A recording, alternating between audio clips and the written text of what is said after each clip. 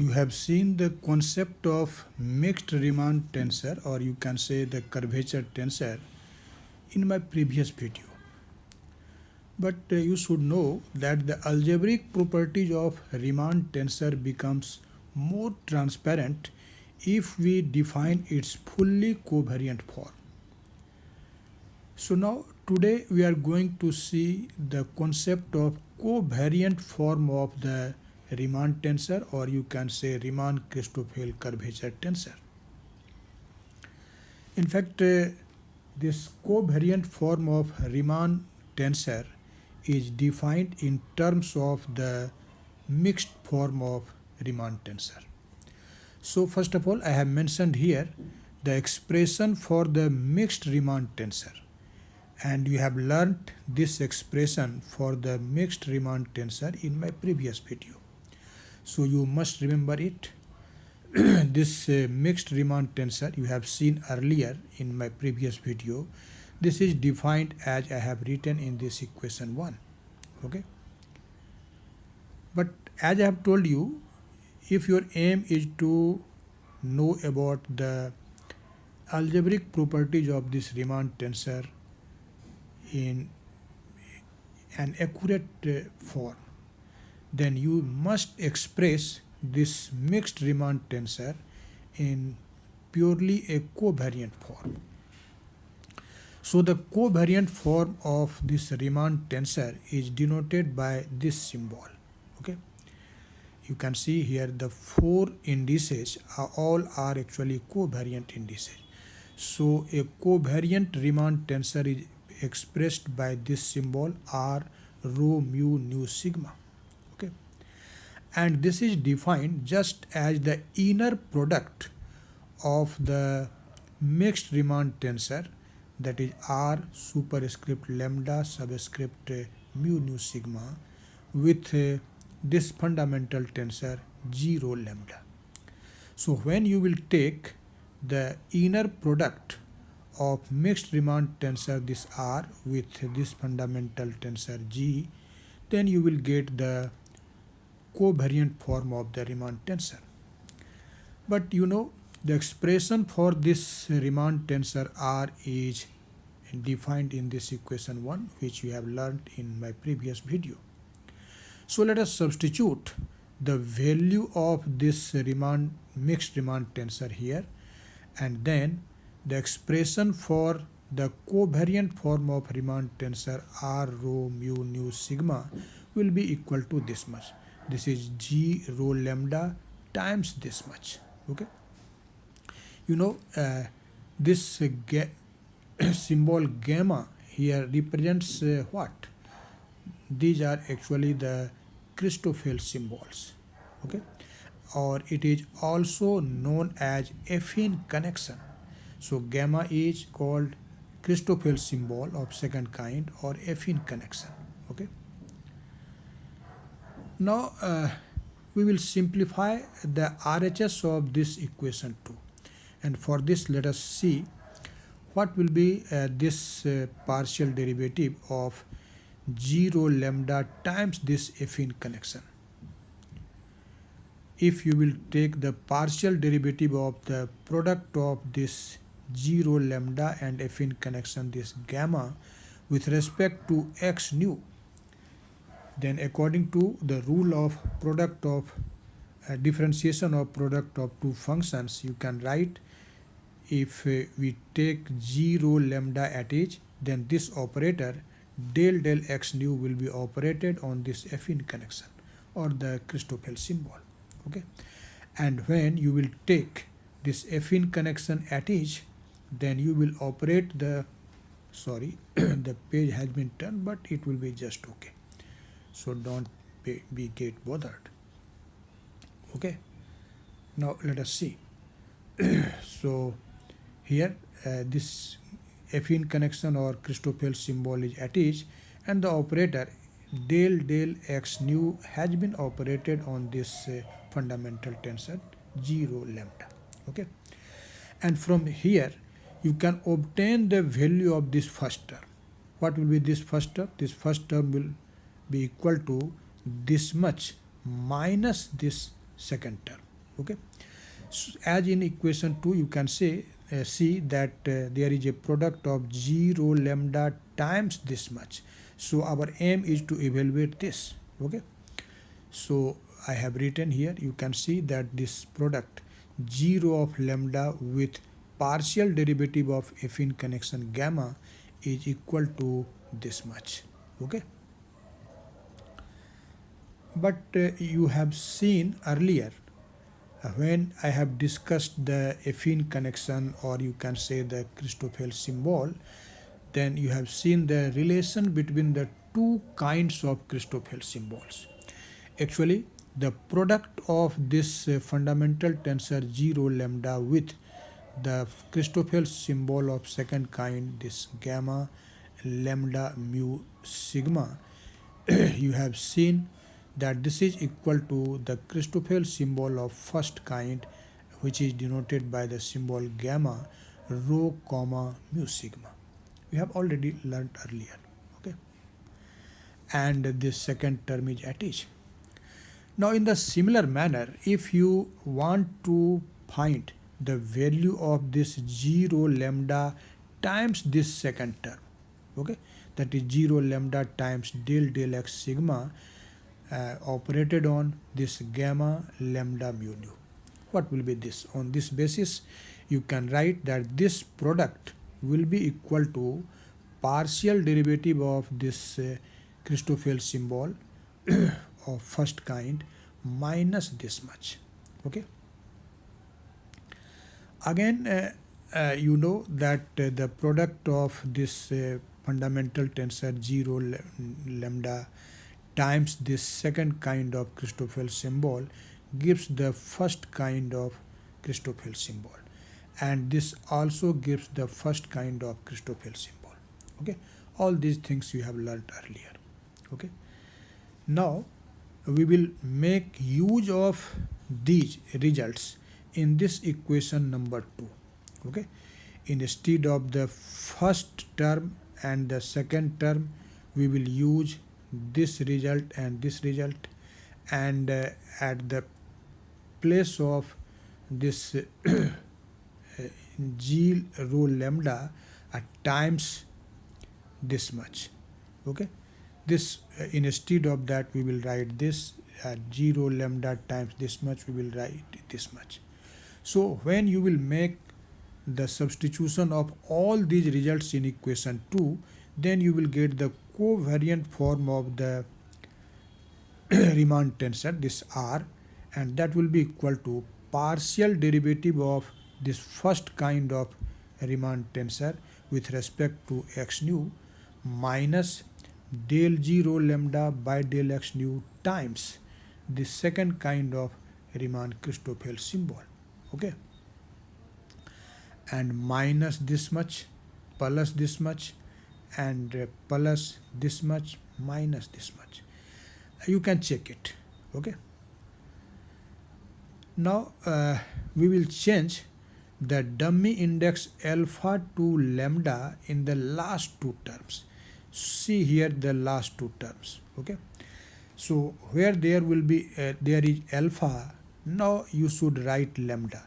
So here in this affine connection, alpha, here alpha will be replaced by lambda. Okay, and here also alpha will be replaced by lambda. Here this alpha will be replaced by lambda, and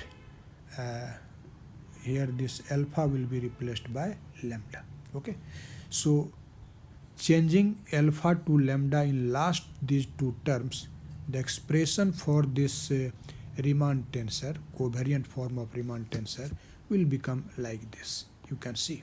Okay, but you know from the definition of the Christoffel symbol of first kind, this gamma rho comma mu sigma is given by this, and gamma rho comma mu nu is given by this. These are just the definition, and I have discussed these definitions earlier in my video on Christoffel symbol. Okay, so you must remember it and write it here. So on the basis of this result, when you will try to obtain the value of this del g rho lambda by del x nu, that will be equal to sum of these two Christoffel symbols, and del g rho lambda by del x sigma, this will be equal to sum of these two Christoffel symbols. Okay. Now we will make use of this partial derivatives del g rho lambda by del x nu, which is equal to this much, del g rho lambda by del x sigma, which is equal to this much. Actually, we will use these results in the last two terms. Instead of this, you will write this much. Okay, and instead of this, you will now write this much. Okay, and also here at the place of this gamma rho comma mu sigma and gamma rho comma mu nu, we will write the expression which I have defined in this equation 5. So in first two terms, this gamma will be replaced by the values defined in equation 5, and in the last two terms, the partial derivative of fundamental tensors will be replaced by these two expressions. Actually, when you will do these algebra, then finally you will get that this r rho mu nu sigma is equal to this much. Okay, you can do it, you can do the algebra. After substituting, you will have to take the differential, and then you will see that our result is like this. This is actually the second order partial derivative of the fundamental tensor with respect to x mu and x nu, here with respect to x rho and x sigma, here with respect to x rho and x nu. Okay. In fact, this is our final result for the covariant form of Riemann tensor. Okay. Now I have discussed in very detail the principle of equivalence in my previous lecture in this general in the playlist of general relativity, and there you can find that in accordance with the principle of equivalence, the first derivative, or you can say first order derivative of the metric tensor vanishes in a locally inertial Cartesian system. It means the first order derivative of the metric tensor or fundamental tensor get vanished in the inertial Cartesian system. But remember, its second order derivative or the higher order derivative are actually not zero. So here these derivatives of the fundamental tensor or metric tensor, which is actually of second order, that will be not zero. But the first order derivative of this fundamental tensor vanishes if you are talking about an inertial Cartesian system. Okay, and since you can see this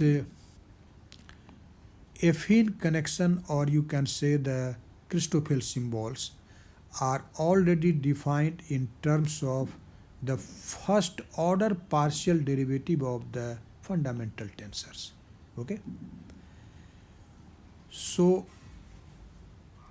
this second term, this will be so if you are talking about the inertial Cartesian coordinates or inertial Cartesian system, then since the expression for the Christoffel symbol contains first order partial derivative of g, that is fundamental tensor or metric tensor, so this will get vanished, this will become zero. Okay, so if we limit this expression for the Riemann tensor, particularly in case of local inertial Cartesian system, then the last term, which contains actually the affine connection, or you can say which contains actually the Christoffel symbols, that will vanish. Okay, so if as an special case, this equation A defines the Riemann tensor or covariant form of Riemann tensor in general. But if you limit yourself in an inertial Cartesian system, then this last term will vanish. Okay, and this is in accordance with the principle of equivalence. Okay, so in a locally inertial Cartesian system, now you can write this Riemann curvature tensor by this expression. This last term will vanish, so only the first four term will remain in the expression for this covariant form of Riemann tensor. So this is the expression for the Riemann covariant tensor in a local inertial Cartesian system.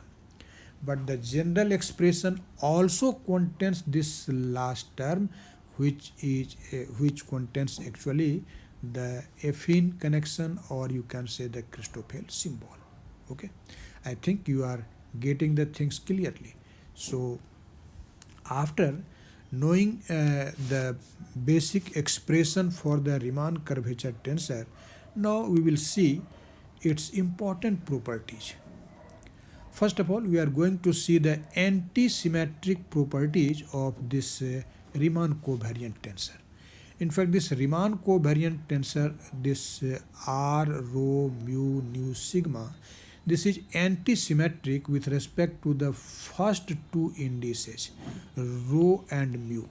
It means if you will interchange rho by mu and mu by rho, the sign of this tensor will get changed. So you can say that R rho mu nu sigma is equal to minus mu rho. See here, at the place of rho now there is mu, and at the place of mu now there is rho. So this will be equal to minus R mu rho nu sigma. Okay.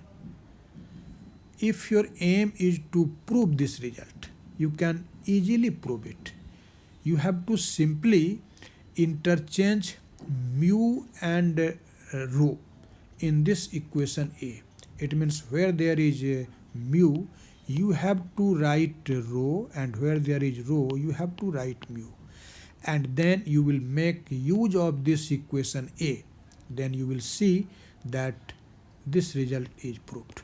So I have not proved here. I have not actually dealt that step, but I have suggested you here, and you can do it. This is just a simple algebra. What you will do?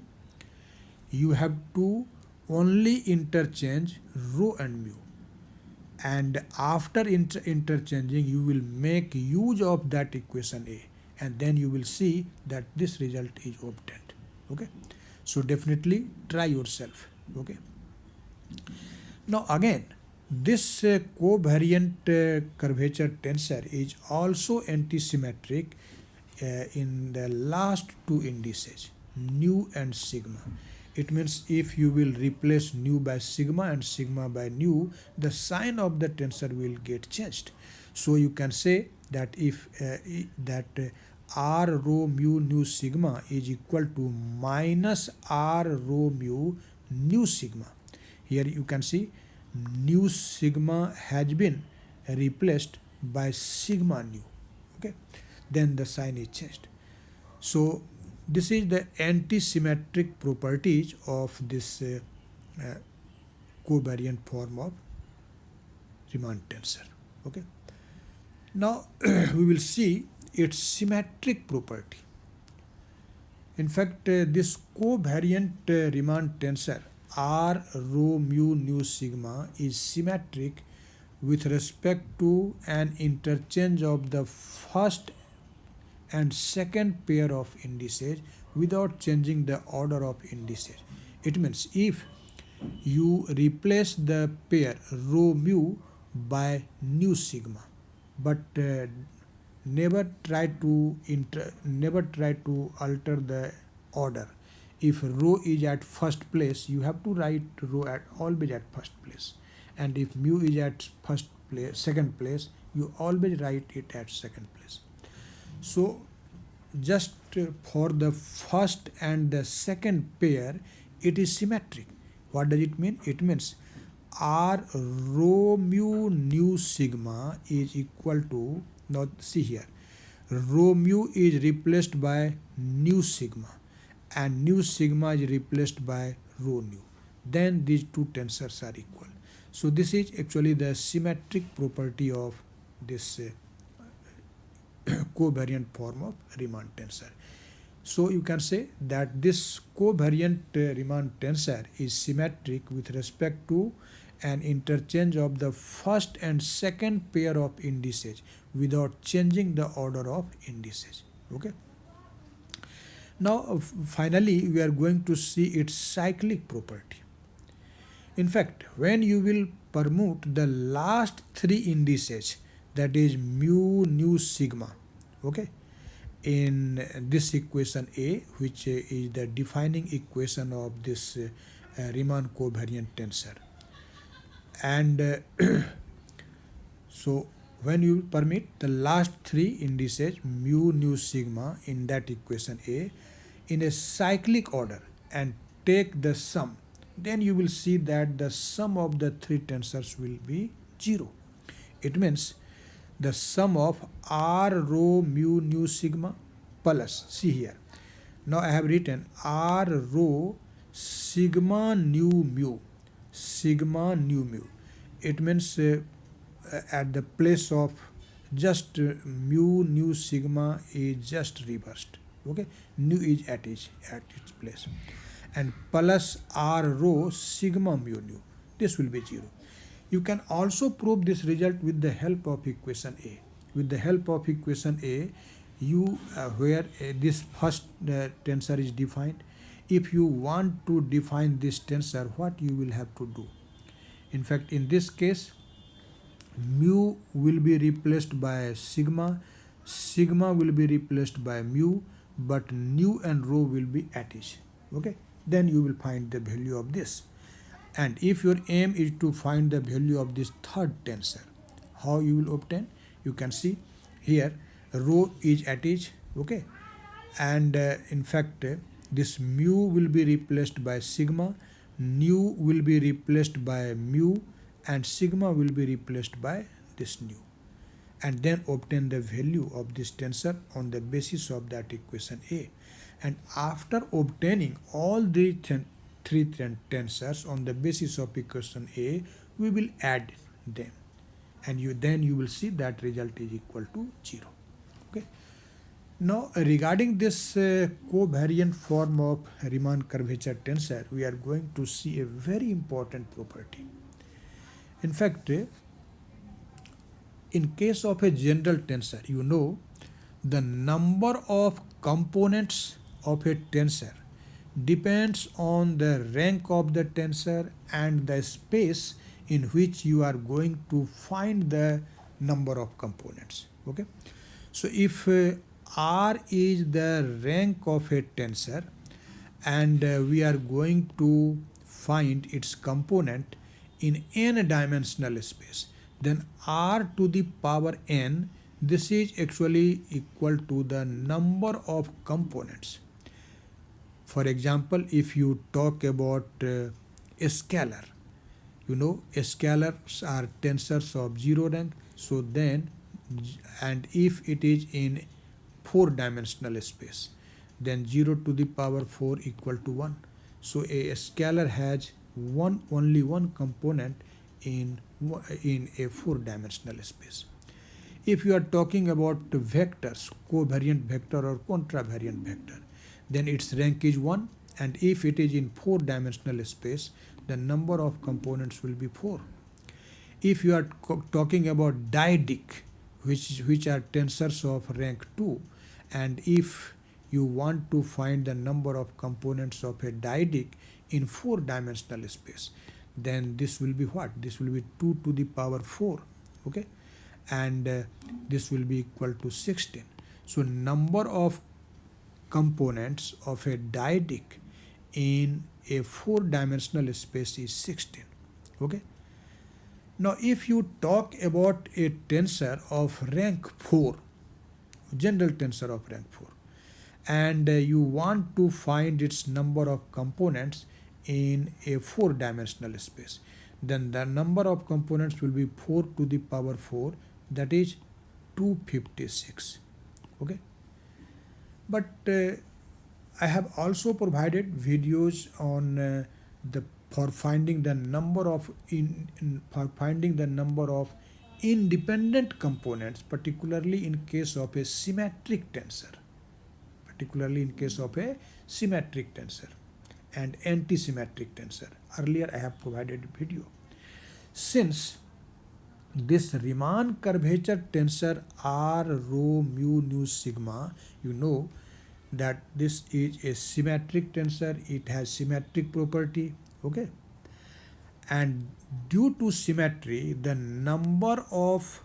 total number of components and the total number of algebraically independent components both are different things. So due to the symmetry property, the number of algebraically independent components of this Riemann curvature tensor is reduced so much. Okay. In fact, without a proof, I have written the result here because the proof is not very essential, because such a question will be asked in your examination, particularly in case of the objective type question. So you must remember it. But when you will go through any standard textbook on this tensor analysis or general relativity, you can get the proof. I have not discussed here. So let us consider our space is of n dimensional. It means you are talking about n dimensional space. Okay. Then the number of algebraically independent components of a covariant Riemann curvature tensor in n dimensional space is given by this expression. Here this capital N represents the total number of algebraically independent components of covariant Riemann curvature, and this small n represents the dimension of the space. Okay, so this n is equal to this capital N, which is the number of algebraically independent components of Riemann curvature tensor. Okay, and this is equal to 1 over 12 small n square times small n square minus 1. What is this small n? Small n is the dimension of space. So let us try to find the number of algebraically independent components of a covariant Riemann curvature tensor in 4-dimensional space. In 4-dimensional space, you know, n will be equal to 4. So the number of algebraically independent components of the covariant Riemann curvature tensor will be equal to 1 over 12 times 4 square times 4 square minus 1. So this is simply 16 times 15 divided by 12. You can simplify it. This is 3 and this is 4 and this is 5. So it will be 20. So there will be 20 algebraically independent components of this covariant Riemann curvature tensor in 4-dimensional space. Okay. But if you talk about a general tensor, which I have already said to you here, in case of a general tensor, which is not a covariant Riemann curvature tensor, okay, here symmetry property does not matter. In that condition, if you want to find the total number of components of a tensor of rank 4 in 4-dimensional space, then you know the total number of components is simply given by r to the power n. It means rank of the tensor raised to the power dimension of the space. Okay, so here this will be n to the power 4. Okay, n to the power 4. N is 4, so this is equal to 4 to the power 4, that is 256. Okay, 256. And so you can mark the difference. In case of a general tensor of rank 4 in 4-dimensional space, there will be 256 components of the tensor. But due to the symmetry property, this covariant Riemann curvature tensor is although of rank 4, but as it has symmetry property which reduces the number of independent components, and number of independent components is only 20 in this case. Okay, so I think the idea of this covariant Riemann curvature tensor is now clear to you, and you will find its application while studying the general relativity concept of gravity in accordance with Einstein theory. There you will find its application, as I have discussed in the first lecture on this Riemann curvature tensor. Okay, thank you very much.